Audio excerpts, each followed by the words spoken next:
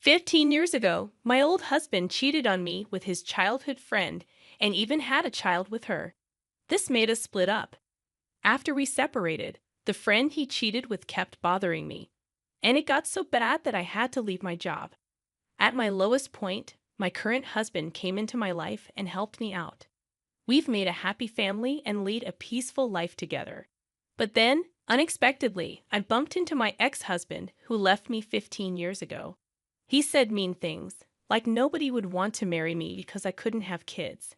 But I stood up for myself and mentioned how my son, who looks just like me, is adorable. This surprised him and made him nervous. My name is Emily Johnson. I'm 38 years old and I live with my 13-year-old son Kyle, my 11-year-old daughter Lily, and my husband Mike, who's also 38. Kyle is in middle school and sometimes acts rebellious, but Mike helps keep him in line. Lily loves fashion and often gets her way being the youngest. Despite the noise and chaos, we live happily together. This is actually my second marriage. I divorced because my ex-husband betrayed me terribly. It all started when we were in college. We were happy and talked about having kids, imagining how cute they would look in matching outfits. But reality wasn't as kind as we hoped. A whole year went by without us having a child. Each month when my period came, it put a strain on our relationship, which neither of us liked. We had many discussions and even tried expensive fertility treatments. But when we were told that there was nothing wrong, our relationship didn't improve. At first, my husband, let's call him Jan, was supportive and helpful. But as time passed without a child, his attitude towards me changed. He started making sarcastic comments, blaming me for not being able to have kids. He stopped helping with household chores altogether, leaving everything for me to do. When I asked him why he had suddenly stopped helping, he said hurtful things like, "Since you're infertile, if you don't do the housework, you're not fulfilling your role as a woman. What's the point of our marriage then?" His words became more hurtful over time. He would compare us to my sister and her husband, who were expecting their second child, and mock me for not being able to conceive. He even said things like, "If you had a normal body, I would have been a father long ago." It hurt me deeply. On top of that, my in-laws started pressuring me, saying they wanted to see their grandchild soon. My mother-in-law's attitude towards me became harsh, calling me useless and defective because I couldn't have children like my sister-in-law. I felt pressured every day. One day, my friend Sarah invited me out for drinks because John had been busy with work and coming home late. So, I thought taking a break would be nice, and I accepted Sarah's invitation. But then, Sarah revealed something shocking. She said she wanted to talk to me about something important. Sarah mentioned Jessica, who was John's childhood friend. They grew up near each other, and their families were close. Jessica and I went to the same university, but we weren't close. John once introduced me to her as his girlfriend, but she didn't seem to like me much. Sarah explained that Jessica works at the same company as us, and she got her job because of her connections. Jessica was tall, beautiful, and quite popular, being the president's daughter. Sarah then dropped a bombshell. She said she suspected that John and Jessica were having an affair. I was shocked by Sarah's words. I remembered seeing them together recently, holding hands. It didn't seem innocent. I thanked Sarah for telling me and promised to look into it. Deep down, I had a feeling that John was cheating. His behavior towards me had been awful, and he often stayed out late, claiming to be working. I had a suspicion, but I chose to ignore it. After parting ways with Sarah, I decided to hire a private investigator to gather evidence. It didn't take long for the investigator to confirm my suspicions. A few days later, when I returned home, I found John sitting at the dining table, unusually early. I tried to sound casual, but I couldn't hold back. I told him I wanted a divorce. His reaction confirmed my fears. He confessed that Jessica was pregnant with his child. "So, I'm going to marry Jessica, your childhood friend. You said she was just a friend, but now she's pregnant." "You were having an affair," I accused John. "Don't call it an affair. Jessica can actually get pregnant, and she's beautiful." "There's no reason for me to choose you over her," John replied brazenly. I was shocked by John's attitude.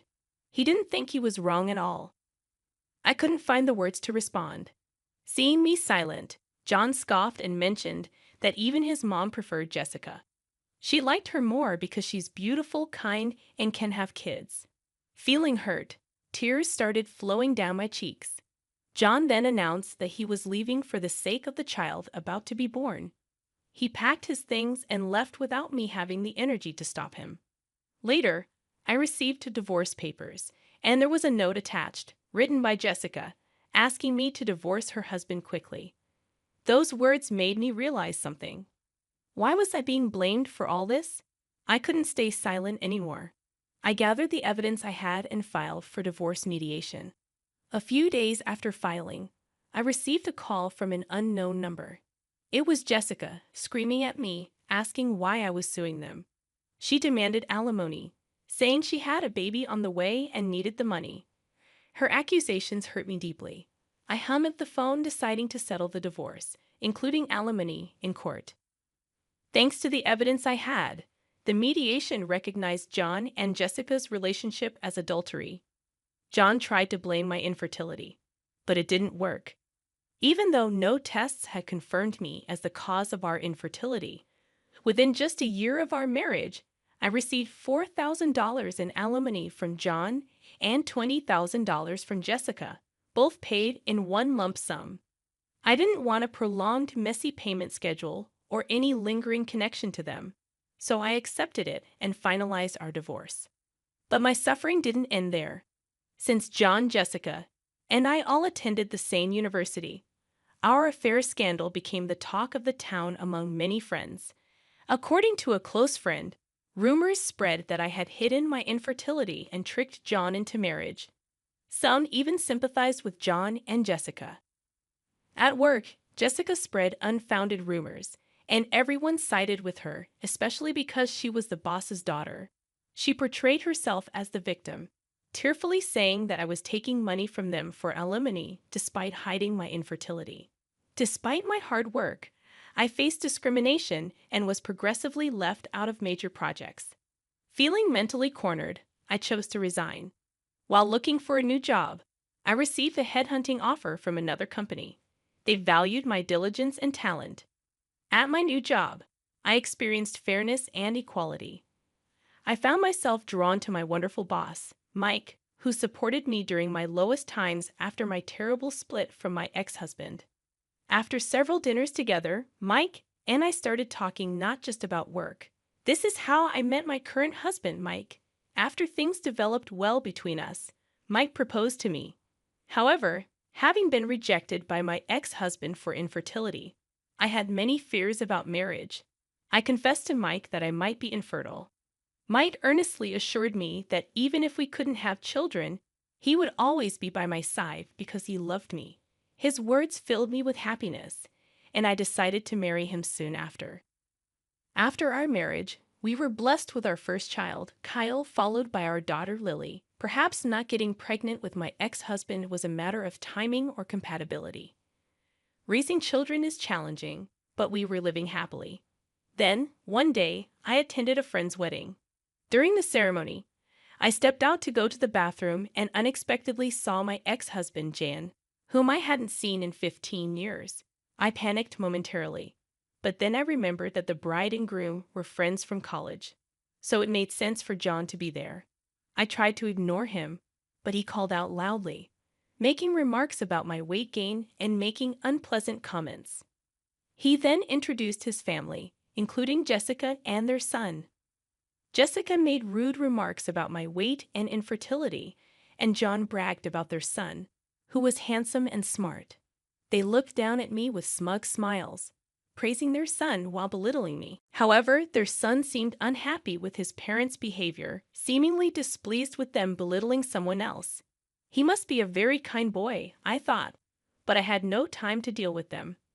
As I turned to leave, John grabbed my arm tightly, stopping me. "So you caused our divorce because of your infertility, and then you have the nerve to extort money from us," John accused, still holding a grudge about something that happened 15 years ago. Jessica joined in, saying, "Yeah, you're a single, infertile woman. Why would you need money? Families with children like us need it more. Don't you think you should pay us back double the amount you took from us? I was dumbstruck by their selfish remarks and speechless. Then John and Jessica's son spoke up, pointing out that I was wearing a wedding ring on my left hand. John and Jessica were shocked to realize that I was married. Their loud exclamations drew stares from the surrounding people, leaving me mortified and unsure of what to do. Just then, I saw a familiar face. You shouldn't be so loud at a celebration like this. It's disturbing others. Maybe you should be more considerate. My son Kyle scolded them, surprising me with his boldness. Lily, concerned about my late return, had come with him. Lily, as usual, was outspoken, but it was rare for Kyle to speak so provocatively. "Mum, you're late coming back," Kyle said. "Do you have kids?" I replied that I did and introduced them. John seemed speechless, shocked that his ex-wife, whom he thought was infertile, had 2 children. Jessica stared intently at my son and then muttered in a strange voice, fixating on his attire. She seemed surprised that he came straight from school with his dad and mentioned his uniform from a famous private middle school. "Oh yes, Kyle's attending the prestigious private middle school," I affirmed proudly. Kyle excelled in his studies and was attending a well-known local private school. Jessica expressed disbelief, saying, "It can't be your child at that school. And my daughter plans to take the exam for the same school next year." "That's right," I confirmed. "And you know what? Kyle is amazing. He won a violin competition." Jessica seemed to recognize Kyle, mentioning that she thought she saw him on TV recently. I confirmed that he had indeed been getting media attention lately and explained that he was coming back from violin practice that day. John and Jessica were left gaping, frozen in shock. John stammered, "You were supposed to be infertile. How could you have such?" I calmly addressed his confusion, saying, "I'm glad to see you two seem happy. As you can see, I'm filled with happiness too. Let's not involve each other anymore. We have nothing to do with each other now." As I prepared to leave with my children, my husband Mike appeared. "Hey, what's going on here? The main event is about to start," he said. John's face turned pale upon seeing my husband. Jessica, too, trembled upon realizing who my husband was. "Your husband is Smith, the young CEO of ABC Corporation, who got the job last year, right?" Jessica asked nervously. I corrected her, explaining that my husband, Mike, actually worked as the CEO of the parent company of Jessica's father's company. He had been job hunting. With that revelation, John and Jessica were left speechless, realizing the magnitude of their mistake. When the parent company approached him for a position, that's how he switched jobs. I met Mike there, a man who was already popular and skilled. Last year, he was recommended by the then CEO and took over the role. "Yeah, it's Smith. But what's with this atmosphere? What happened?" Mike looked puzzled, sensing the uneasy air. That's when Kyle spoke up. "These people were saying mean things about our mom, calling her infertile and fat. So Lily and I came to help her," Kyle explained. Kyle and Lily had overheard my ex-husband and his wife making rude comments about me, which prompted Kyle to speak up. Upon hearing Kyle's words, the word infertile seemed to click something in Mike's mind, and his expression turned grim. "I had heard rumors, but I never imagined they were this insensitive," Mike muttered. Suddenly, John started to defend himself to Mike. "No, I mean Mr. Smith. I would never say anything bad about your wife, right, Jessica? Why are you growling so much? She's just his wife, right? I was the one who got yelled at by my father and suffered a lot because you made me pay her money for our affair. I'll never forgive you." Jessica panicked, realizing the implications. "What are you saying? If he dislikes us, our subcontracting company is finished. Think about that." John quickly started to flatter Mike, realizing it was bad to be disliked by the CEO of their parent company. But Jessica, not satisfied, started arguing with him, creating a ridiculous scene.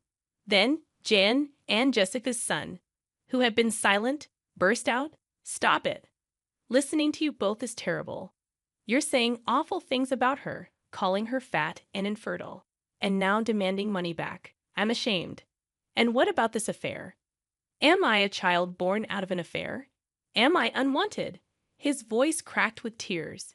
John and Jessica started to fumble for words, unsure how to respond. As I realized the guests were staring at us, Jessica noticed their gazes, blushed, and looked down. Although I still couldn't forgive John and Jessica, their son seemed to be a just and kind boy. He was innocent in all of this. Thinking this, I was about to comfort their son when my husband Mike spoke first. "Thank you for standing up for my wife. You really are a kind boy," he said gently, patting the boy's head. I followed with a smile, saying, "But maybe I am a bit overweight." "That's not true." "Well, actually, I'm pregnant. My belly is getting bigger," I said, stroking my belly. "I'm currently pregnant with our third child and on maternity leave." Seeing the boy with tears in his eyes, I added, "Your mom took great care of you in her belly, just like this. You're not unwanted. Your parents love you and are proud of you, right?" I looked at John and Jessica. The boy then asked them, "Really?" In a hurry, they both nodded vigorously and said, "Yeah, yeah. You're our pride and joy, absolutely. You mean everything to us." At this, the boy immediately broke into a wide smile. Feeling a sense of relief, I suggested that we remember that today was a day for celebration. With that, each family returned to their respective seats, and the turbulent scene came to a close as the wedding ended.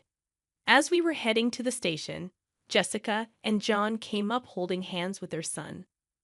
Kyle and Lily had been intimidating the two who had insulted me, but Mike calmed them down with a wry smile. We're sorry. We're really sorry. It's too late, but for everything before and for today, we're truly sorry. And thanks for earlier, for our son." Jessica and John apologized, their first in over 15 years. I laughed, saying, "Really, it's too late now." With that, I turned and started walking away.